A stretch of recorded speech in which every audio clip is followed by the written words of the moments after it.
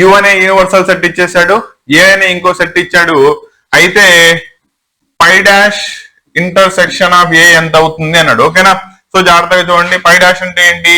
Universal set లో నుంచి పైన తీస్తే దాని యొక్క కాంప్లిమెంట్ అంటారు.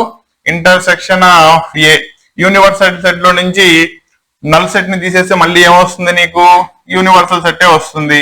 Universal set intersection of A, universal set కి ఏ సెట్ తో అయినా ఇంటర్సెక్షన్ కనుక అప్లై చేసినట్టయితే మళ్ళీ నీకు అదే సెట్ రిపీట్ అవుతుంది. ఎందుకంటే యూనివర్సల్ సెట్ లో అన్ని ఎలిమెంట్స్ ఉంటాయి, కానీ ఇంటర్సెక్షన్ ఉంటే కామన్ ఎలిమెంట్స్ మాత్రమే రావాలి. కాబట్టి రెండిట్లో కామన్ ఎలిమెంట్స్ దేంట్లో ఉన్నాయి వస్తాయి?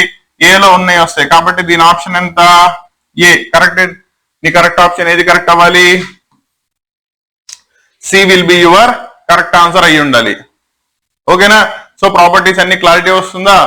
పెద్ద పెద్ద ప్రాపర్టీస్ ఏం అప్లై చేయట్లేదు అన్న. సెట్స్ లో కాంప్లిమెంట్ యొక్క properties and basic union and intersection యొక్క ప్రాపర్టీస్, వీటి మీదే మనకి మోస్ట్లీ ప్రాబ్లమ్స్ కనబడతా ఉంటాయి. క్లియరా?